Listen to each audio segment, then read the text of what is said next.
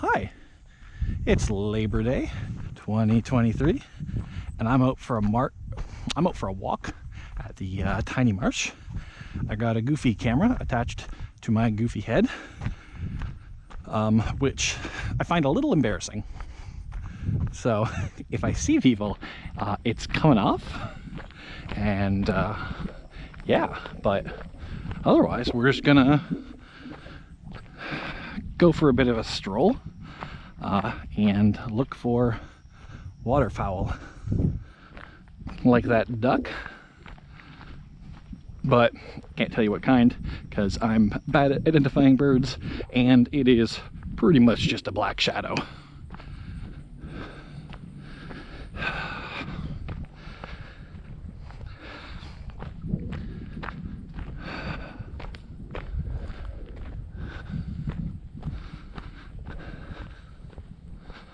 I was really hoping that there would be more birds, more geese especially,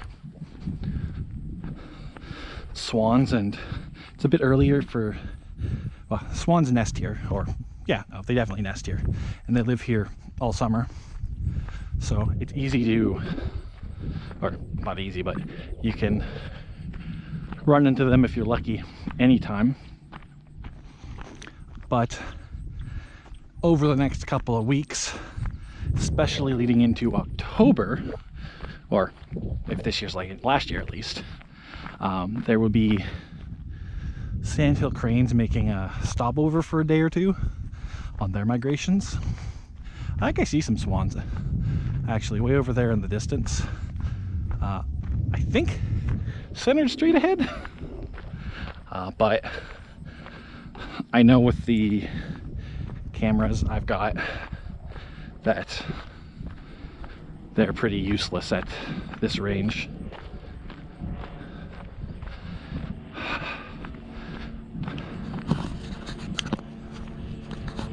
This is the hottest day we've had in maybe definitely since July, like early July.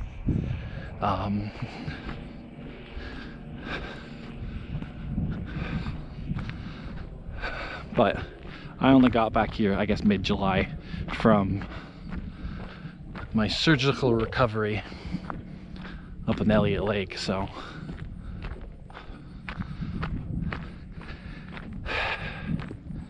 it's possible I missed the hottest days. But it's 30 degrees. You feel every bit of it. There's a blue heron straight ahead.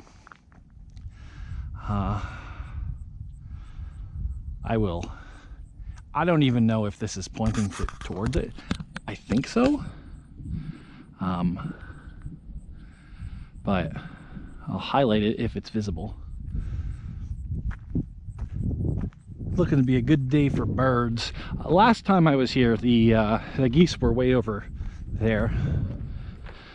So that's as far as I'm walking, which is the full length of the dike. Well, this part, this straight line. There's a auxiliary or ancillary or whatever side dike that goes off that direction. You can kind of see it over there. And then my normal path goes from where that intersects the shore back through these forests. So that's the trail I should be on today, because it's got full cover.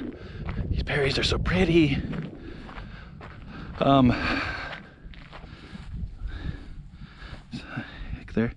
When they're the blue, such a pretty blue.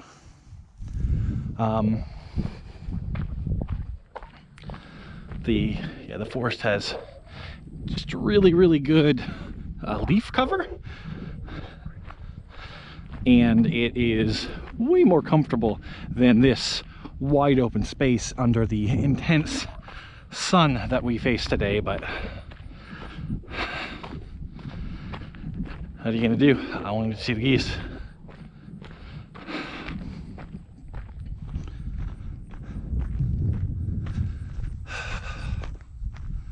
feeling conversational. So, ooh, look, frog. Oh, they're so pretty. Can I get close? If it jumps again, I'm not going to bother him anymore. We're going to run across way more. There are so many of those little leopard frogs here this time of year. It's fantastic. If I had gone the route through this forest to the lookout, which is there, and then, no, there, and then to there where the molehill is, there's a spot along that where every step you can just see a dozen of them jumping, and they'll jump off to the sides and you'll pick up new ones. It's quite magical. But again, today I didn't want frogs, I wanted waterfowl. Yeah, those are definitely my swans. Sorry that you're not gonna enjoy this as much as me, but I bought binoculars at the junk store specifically to look at swans and geese. Now mine aren't very good.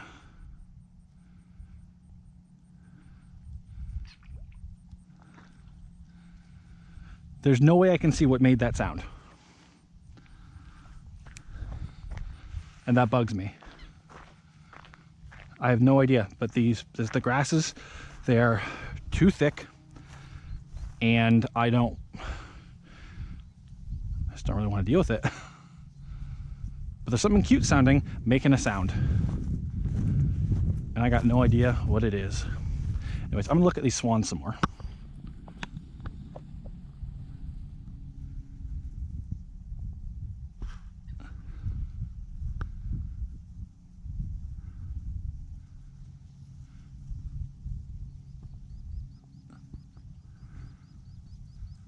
Yeah, that's a swan, all right.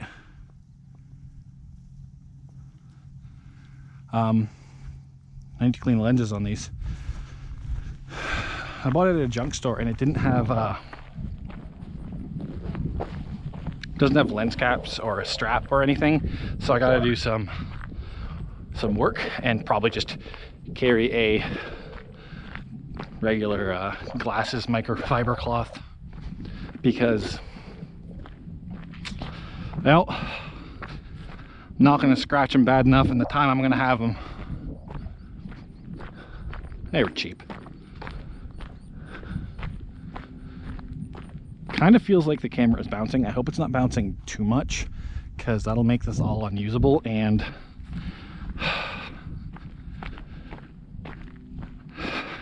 I don't know. I don't even know why I'm recording this. I really like the red of those trees. I think that means that the water is high this year,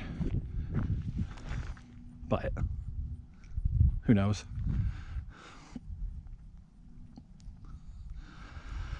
It's a pretty color though.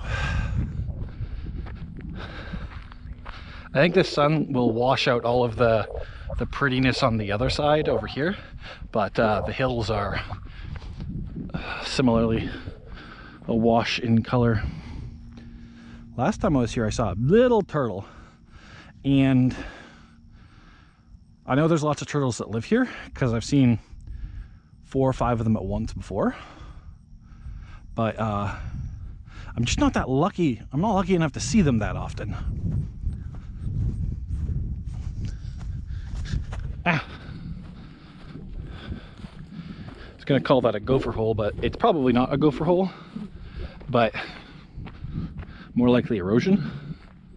But anyways, I nearly twisted my ankle.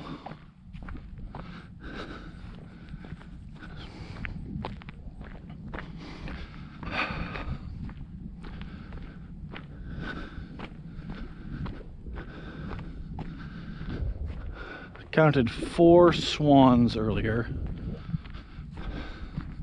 Like so many lily pads.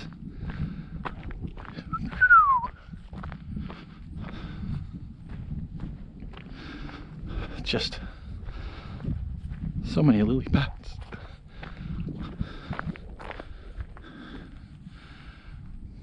I think this is where I saw the turtle last time, and I know that turtles are slow, but they're not so slow that they won't move where they're sitting in a month. But I don't know. My parents saw a moose in a swamp once 40 years ago, and we've spent every time we go by that swamp saying, hey, we saw a moose there. Maybe there's a moose there. Humans are, we like that kind of repetition.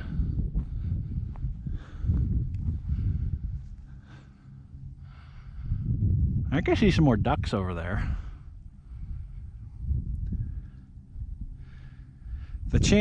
Chances are, if you see a duck here, it's a mallard. They're just the most common. I think in this part of the world they're the most common everywhere. But oh, so pretty. Oh, I ran away. I know there are fish ducks, but here's my problem. I don't really know the names for different species of ducks, so I want to say merganser's there, but I think merganser is a specific sort of fish duck. Anyways, I've never seen a loon here, but also I'm not here at the 2 times I'm really used to seeing loons anywhere, being dusk and dawn, because I mean, you do see loons, but more than seeing them, you hear them. I don't know if this is someone shedding or got eaten. Probably got eaten.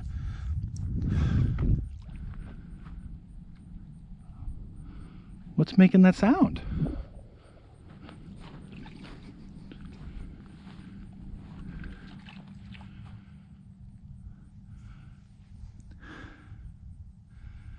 Do you see anything?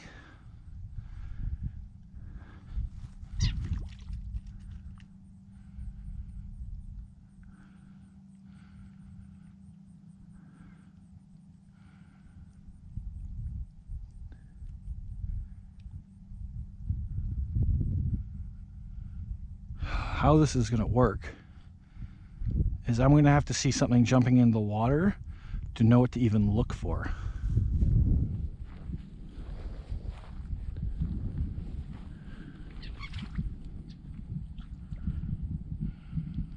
Okay, they're tiny.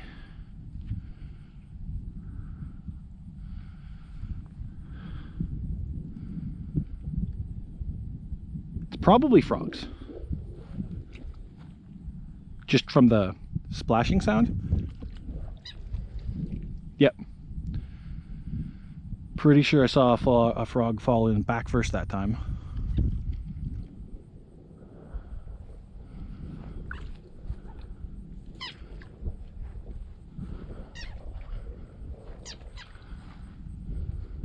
I have never heard anything like that in my life.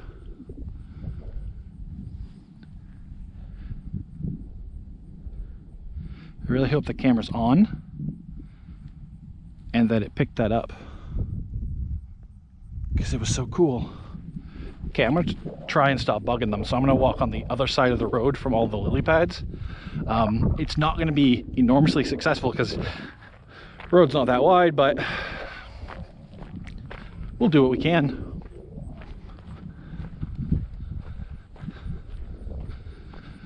So many lily pads. I forgot what I was talking about. Probably mergansers. Yeah.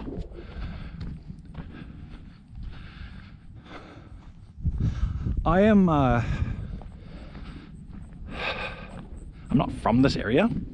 I mean, I think I've lived here for 8 or 9 years now, so I don't really have an excuse.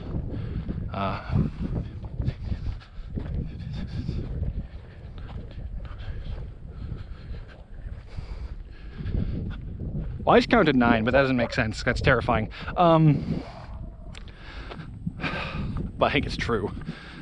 So I should have more knowledge of local wildlife than I do. But I grew up way up in northern Ontario, and I got a pretty good feel for the... Oh, I've drifted to the wrong side again. I got a good feel for the birds, well, the water birds available to me in my childhood. Which is, I mean, we don't get swans. Sudbury, I think, has some swans that live in Ramsey Lake. That might not be true, but it seems like it should be. I didn't really start to interact with swans till I moved to university, because Waterloo, Ontario has a pair of swans in its little central park, and in Kitchener, which is the same thing as Waterloo, really, they've got swans that live in Victoria Park, their Central Park.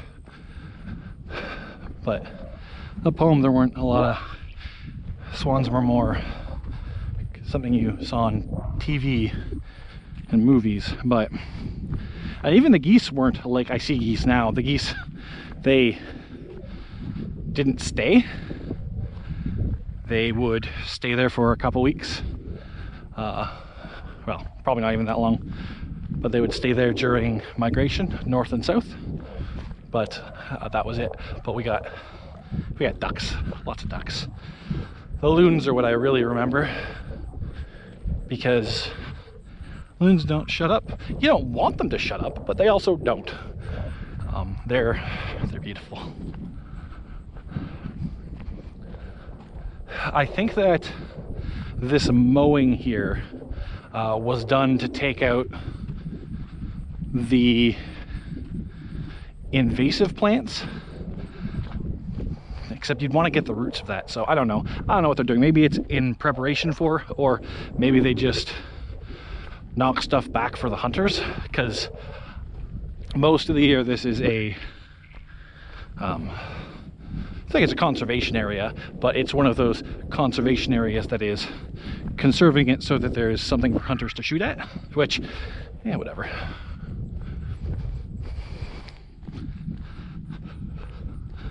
I love geese and ducks, but I also know there's lots of them.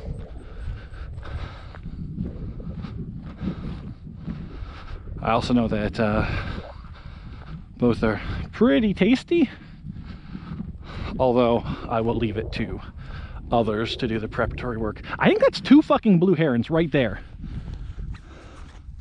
I'm taking out the glasses.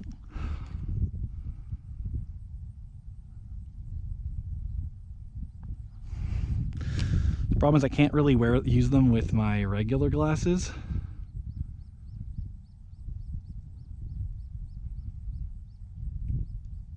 No, my friends.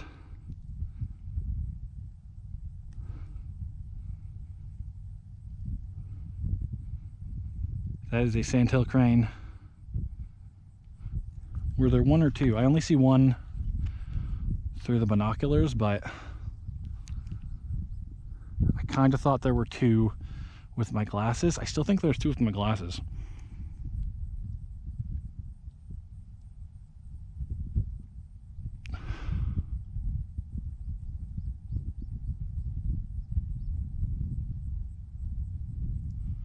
Okay, so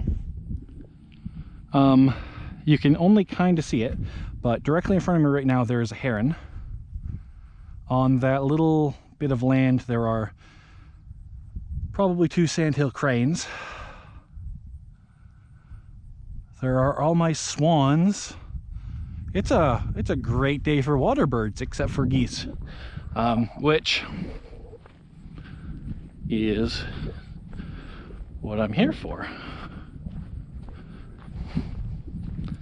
I really hope that there's enough pixels in this goddamn thing that I can blow those up and make them visible, but it's fine. You believe me, they were there, right?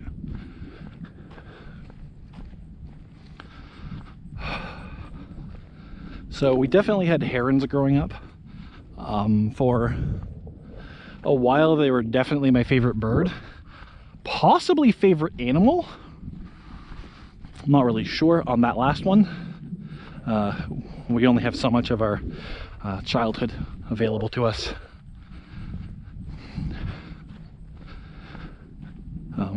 And my memory is definitely not as good as it was a year ago. But I like them because they're so fucking lanky. They're just so cool. I mean, how they eat and what they eat is barbaric by human standards, but they're not humans, and that's fine. I just don't think they're pretty if I was a duckling, if you get what I'm saying. But no, they're so beautiful. I remember one time we were out for a drive in what we call the park, which is the Chapleau Crown Game Preserve, the largest game preserve in the world. I don't even know if that's true anymore, but it was. We were out for a drive there because you kind of just went recreationally driving to see where the roads go, and we startled one, and it took off running down the road, trying to take flight and eventually flying, but they're big and they're awkward and they don't fly so good. So we very slowly in the truck just sort of chased it down the road. Like it was escaping us the whole time. We weren't trying to give it a heart attack, but in hindsight, I don't know if I would do that if I was the driver, but even there where it's a protected bird, but so it doesn't really count, but even there where there's just not a whole lot of human activity,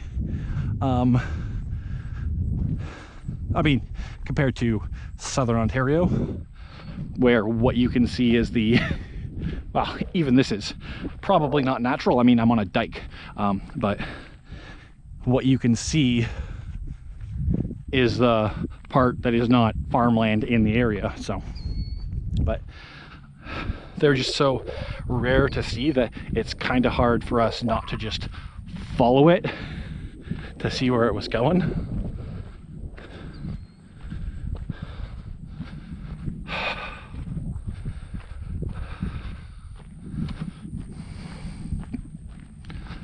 So I am almost at the point where I can go no farther. I think the next bench is a greater distance away from me than I would like, because if it was here where I'm standing, I would stop, have my break, and turn around. But I definitely need a bench, and I'm not quite ready to just turn, because I think there's one pretty close. It's where there should be one between here and where the ancillary dike meets, but there probably isn't. But we're at the place where I saw the geese last time. I don't see a lot of geese this time, which is sad. But you know what? I'm not going to be sad, because I saw 2 sandhill cranes and 2 blue herons. And usually I'm lucky if I see one of either. So, successful trip.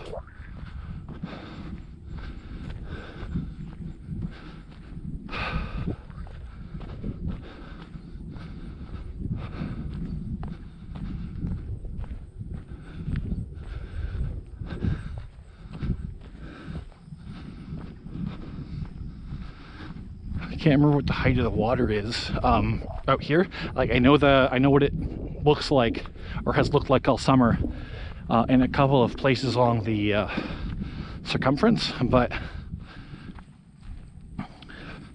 because the vegetation's usually so high along here, I don't get the same comparisons. It looks kind of like it's dropped lately, just based on the pads, lily pads. But I must admit, lily pad marsh is not a sort of wetland I'm particularly knowledgeable of. I'm more knowledgeable with swamps with semi-floating island or mats, island mats. Honestly, in the reeds there might be stuff like that, and some of these things out here might not have a lot of foundation to them. It might just be other plant matter. And I've never seen evidence of beaver here, and beaver are a key resident in all of the swamps I am used to growing up, including that one that a moose was seen in. And no, to be fair, we have seen a lot of moose in there more recently, but that's not the reason why we call it the moose swamp.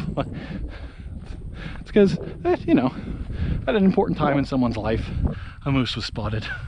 Or maybe it was a local legend that, not local legend, but like previous owners of one of the properties called that one the moose swamp to differentiate it from the 15 other swamps you pass by. So there's these, I think they're dredge mounds, but I'm not positive. And they were all, whoa! Maybe I'll be able to identify that from the video. If I do, I will tag it, but fuck if I know right now.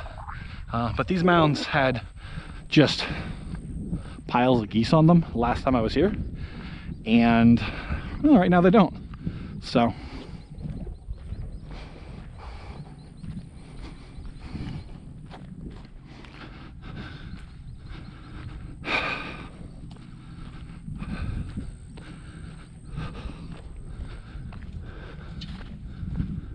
there's a bird in there. So no geese. Because the way the dikes are built, there is a third semi-contained, like we got the water over here, we got the water over here, and then directly in front of me here you can see a row of vegetation. That's the ancillary dike. There's another kind of isolated body of water behind it.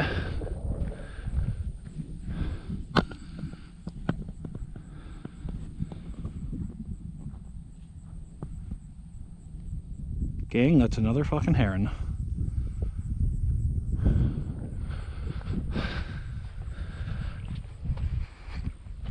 So there might be, it's possible there are geese in that body of water, but normally the geese are over here. Often the swans are here. Often the swans are over here. The large wading birds I've only seen over here. Like I know that they all go in all of them because they're not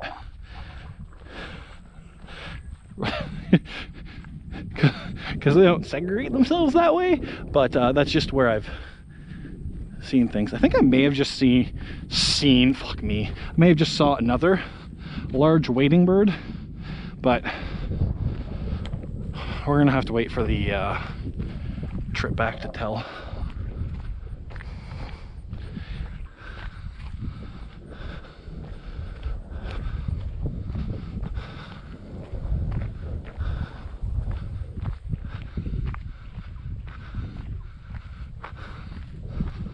Now that I have these,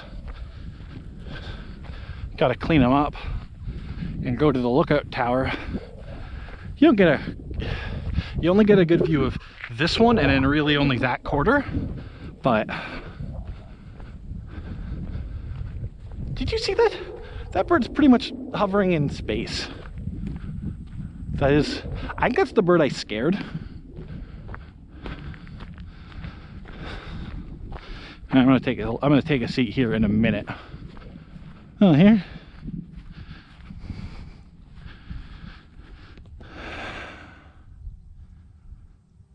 So this is a thing they're due probably over the next month. I don't really see geese.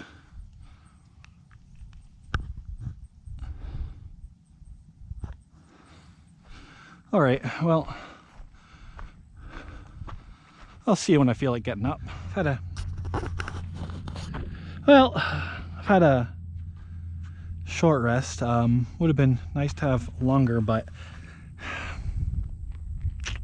I didn't bring water, and I'm baking in the sun, so we got to get back this, I think it's 2 kilometers to the car, and we're going to be going a little bit faster this time, because we're not going to be mesmerized by everything, but I got to check to see if there's another heron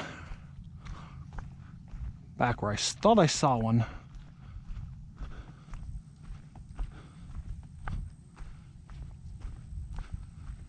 Kind of sounds like there's stuff.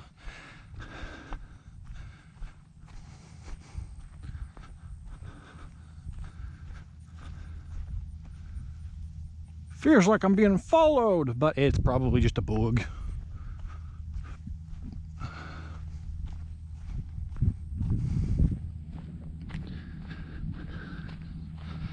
None of the the birds who live here are friendly or curious in that sort of way.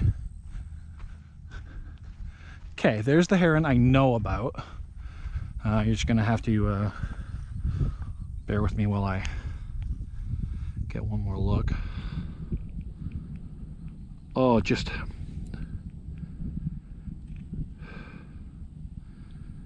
what a beautiful, beautiful stabby bird. But it's there's this little island there. There's a white thing sticking off the end, and I think it will show up on the camera, but that is what I'm curious about.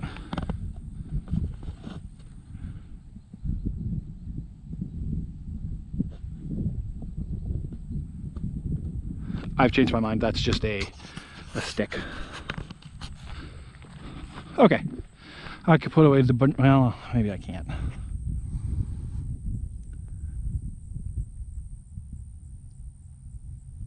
Wait, what the fuck?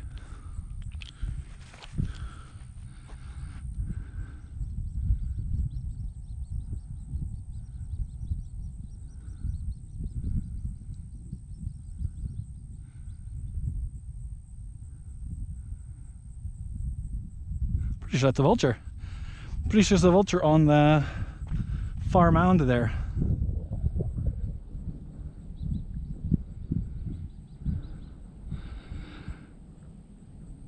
A thing about me that you don't know if you haven't been up close to me is that I've got extremely long eyelashes, and it makes using, like, even with the protective parts around the lenses, my eyelashes are long enough that they interfere with the lens. And I have a hard time seeing shit.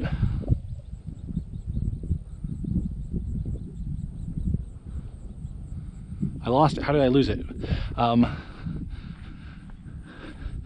In my defense, you can't see that I took off my glasses.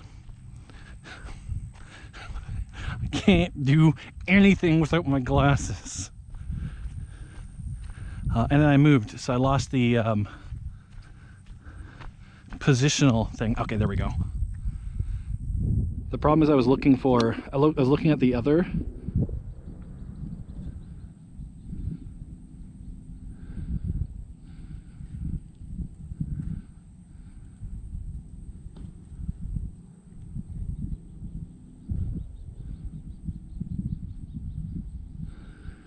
Yeah, that's probably a turkey vulture. That is really cool. I don't see them here very often. I wonder if, like, I know that it's not a hunting bird, and that even if it was, it wouldn't be hunting geese. But I wonder if its presence has shooed them away. Yeah, I've never seen one of those here. I see them all the time. Like, if there's roadkill there, there's going to be a turkey vulture eventually, but that's neat. That's probably the closest I've ever been to one. That wasn't in captivity or something.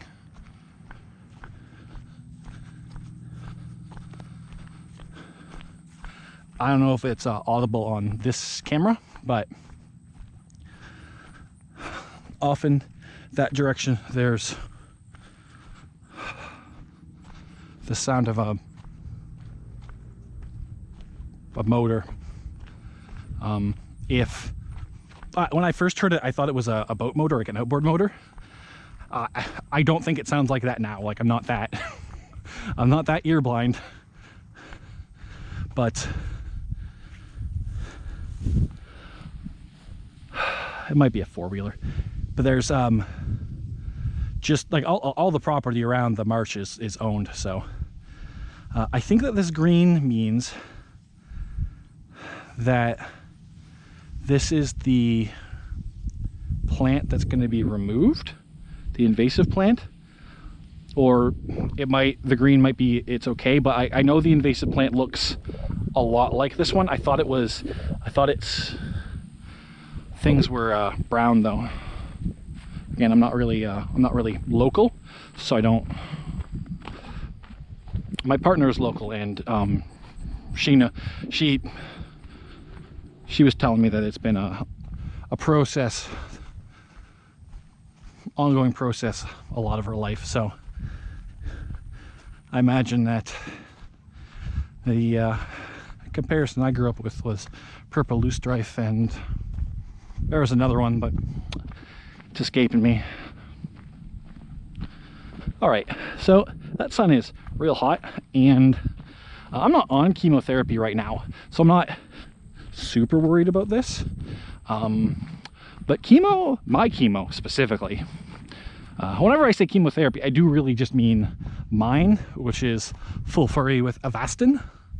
But my chemotherapy makes me really photosensitive, and I definitely noticed it when I was on, but since I was on between September and May, like the majority of that was I would have been completely covered by coats, like heavy winter coats.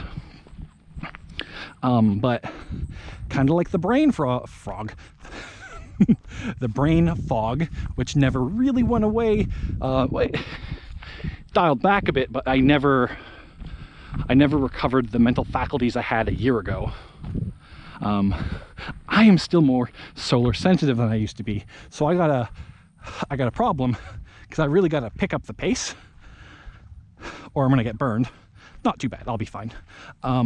But if I pick up the pace, like, I risk overexerting myself, and that could put me in like a fatigue for a day or two, or more immediately problematic, I could overdo it so much that I need to sit and rest, and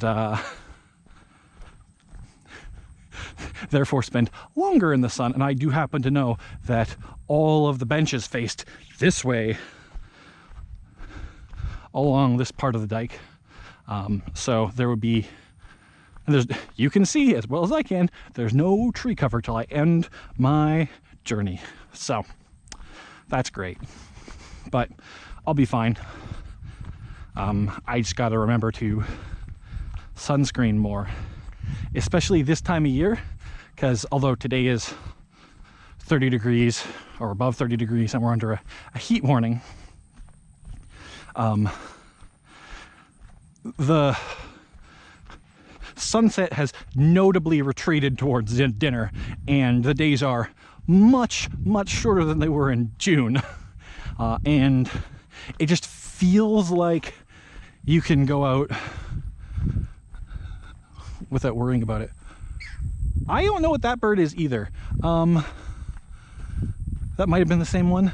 I hope I can identify it. It's a pretty bird. I guess I like birds. I didn't realize that. I knew I liked water birds, but guess I just like birds.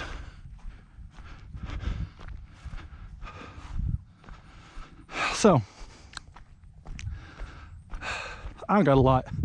Like, we've already been this way. We didn't do the whole journey. Okay, I can tell how many sandhills there were now, because I got a different angle, a better angle.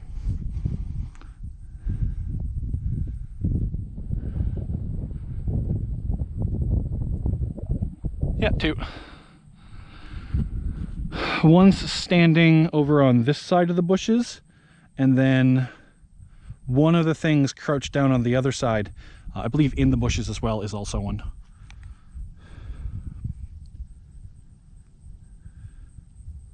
Now, the thing on the left side of the bushes is not, but... No, there's just one sandhill, sorry. The other thing I saw was the second blue heron. So only one sandhill. 3 great blue herons. Over there last year, I saw one of the lesser herons. I think the lesser green heron, or that might be a bird I made up, but not one of the great ones. And I believe it was a green heron. It was weird looking because the neck just came out of nowhere. All right, if what you wanted was a nature stroll with James, you can check out now, because I'm out of things to talk about unless I get distracted again, and instead I'm going to talk about Meg to the Trench, because I stopped here because I still had energy and the Imodium hadn't worn off yet. I only can do outings if I do Imodium, so I want to make the most of it because I need a day to recover anyways. But I left the house today to go see that very silly movie, and it was dumb. It was so fucking stupid. It was just magnificent. Oh, like, it was... every sci-fi original I've ever seen has wanted to be this movie. And even if they had what this movie had going for it, in the guise of a budget and Jason Statham, they still wouldn't pull it off because they don't get what's actually cool. And Jason Statham absolutely understands what's cool. It was so dumb. Just, oh.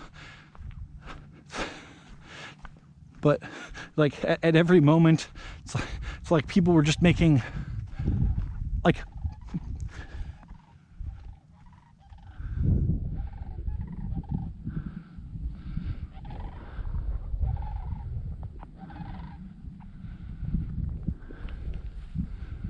oh, nope, I was wrong. That's definitely 2 sandhill cranes flying.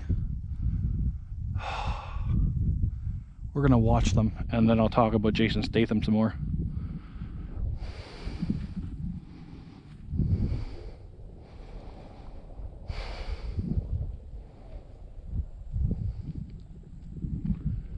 All these frogs are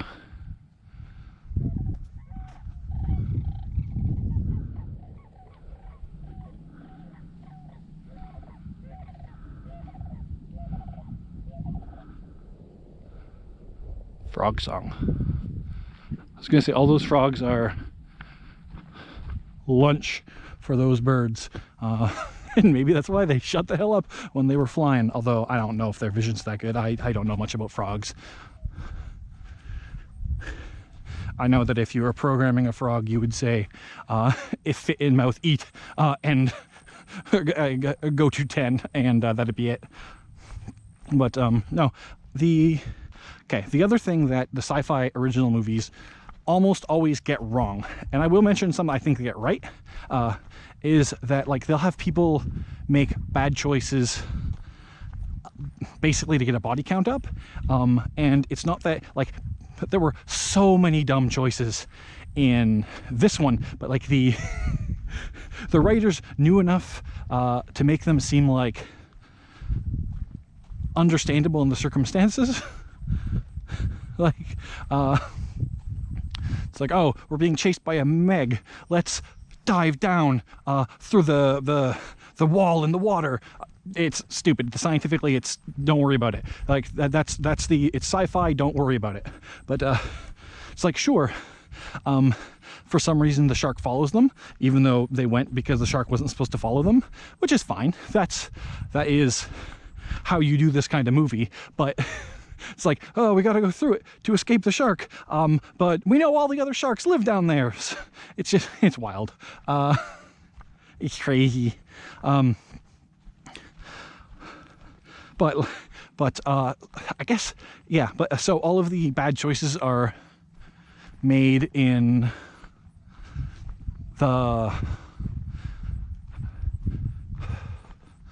they're made to make the movie, make the action cooler. Whereas in like the sci-fi originals, it tends to, like, people make dumb choices to get the body count higher. And like there were a lot of people in this who just existed to get the body count higher, and thankfully they're all gone in the first half. Quite frankly, the first half didn't even need to be in there. Like all the really cool stuff was in the final confrontation. Things I didn't like. I love like a giant monster movie. Again, like sci-fi originals are like unwatchably bad most of the time, but I still watch them. Anaconda was an important movie of my childhood, or at least one I remember a lot. Tremors, possibly the first monster movie I ever saw. Like, just like, I love a big monster movie. I think a reason why Tremors is so much better than the rest of these movies, other than cast and writing and like having good actors, is that there's no human villain. Like, the villain is the monster and nature. And Anaconda, I checked out on Anaconda. I rewatched it in the last couple of years, and I checked out on Anaconda the moment there was like a human conspiracy plot, and it's just like, oh, this is boring. I don't like it. Like the human enemy in Jaws, perfect, makes sense. They're not kitten-eating evil. They're doing something that honestly, like, it doesn't make sense in the context of the movie because you are omniscient in it and know what's going on, but it is a somewhat defensible position.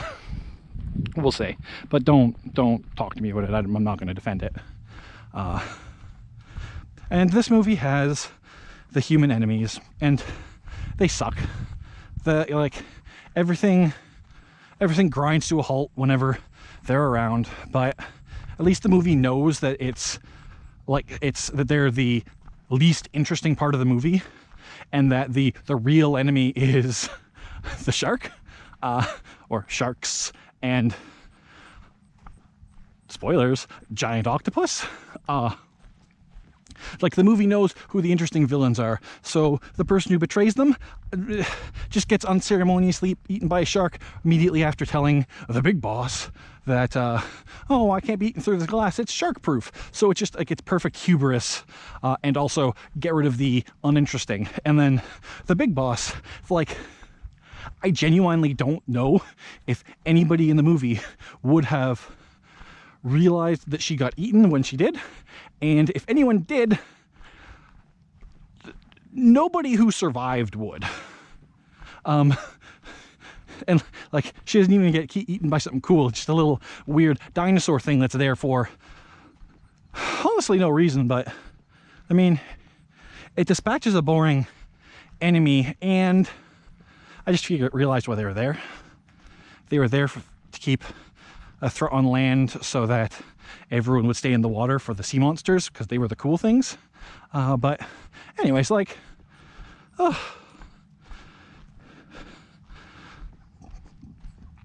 this is the kind of movie where you know exactly what's happening at every step along the way, and it doesn't matter because it's still so cool. So I'm going to spoil the kills, and they don't matter because you're still going to watch it and think, yeah, that ruled. Jason Statham gets to blow the brains out of one with a homemade stabby javelin. It's wild. It's great. It's so stupid. They kill the second one by stabbing it through the face, like through the jaw, like through the mouth, with a helicopter blade. It's beautiful.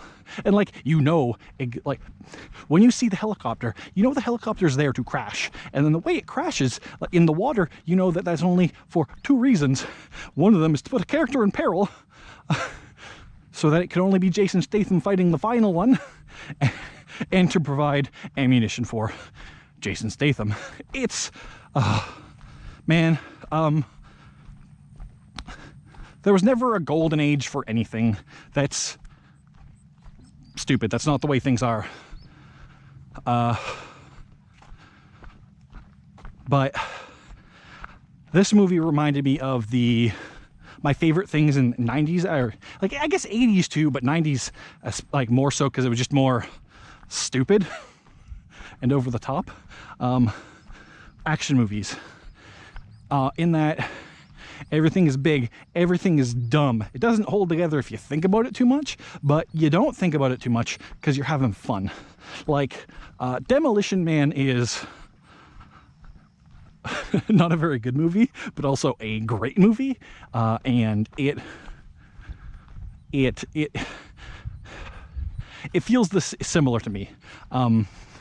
Like, clearly this is more theatrical sci-fi original than anything else, but it was a good time and I loved it. And because I got a bit more to go, and I think there's people in front of me, so I'm going to pull this off pretty soon. Maybe I'll just do a spin around and say my goodbyes, because I don't want them on camera, because then I gotta cut them out. I'm not really good at editing, and honestly, every second spent editing is a second I can't be recording, and I think that we all worry about our posterity and our legacy, what things we leave behind for our loved ones, and I spend a lot of time on that, and I don't know, now they can all come for a walk with me. I mean, yeah, I'm just doing the talking, but for being honest, I talk a lot. Well, they're gone, so I don't know what's going on. Maybe they were never there. No, they were. It is hard to see because my glasses are very dirty, and the prescription's a few years old, but I just don't.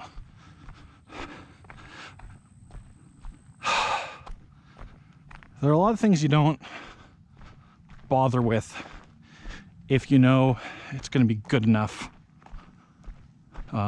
for the time you got, and for whatever reason that's what I've decided about glasses.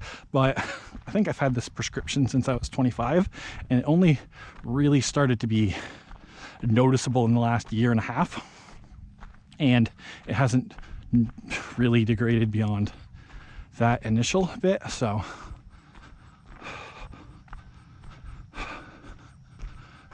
I actually, if they don't show up, if they have disappeared, we might see geese. But if they come out, I'm sorry, I'm the only one who gets to see geese.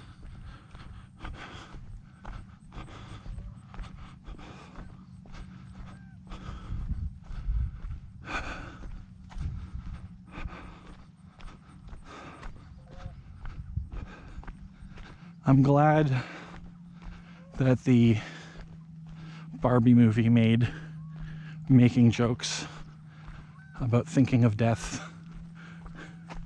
common enough that I can hide in them, because I think of little else.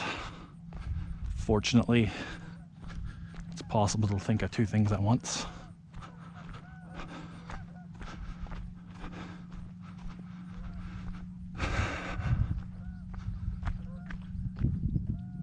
Oh, you see there's all the geese over there. I have no path to follow them and no energy to make the motion. My car is just on the other side of that gate, and I'm gonna go. Hey, I know I fucked up a little because I'm still sweaty, which is good. I'm very sweaty, which is good for dehydration.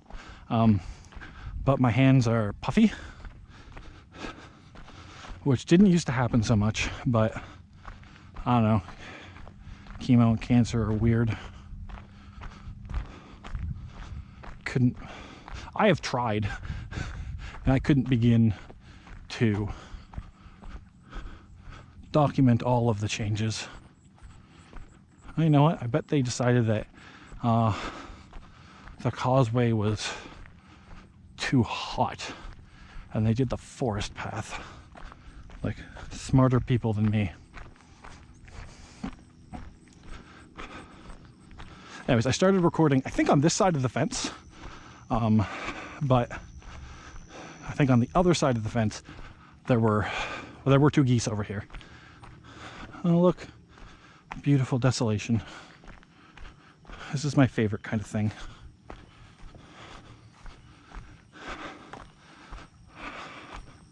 When houses on the side of the road are abandoned but not fully dilapidated, just perfect.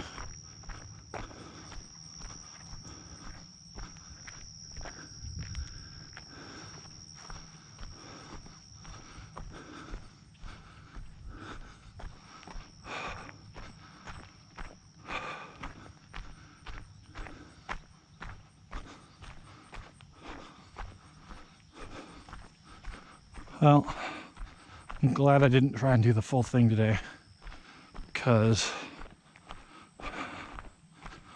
I'm done. I'm worn out.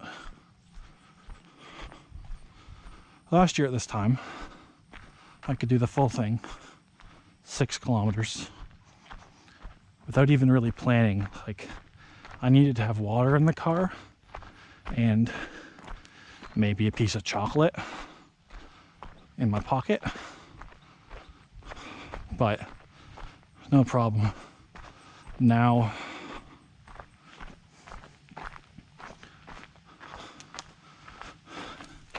I need to have slept right for a couple of days. I need the Imodium. I'm still in good mood. I'm just tired.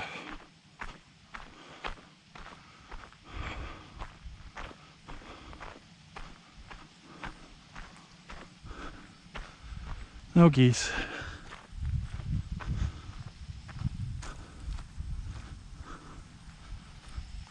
Well, thanks for coming on this walk with me.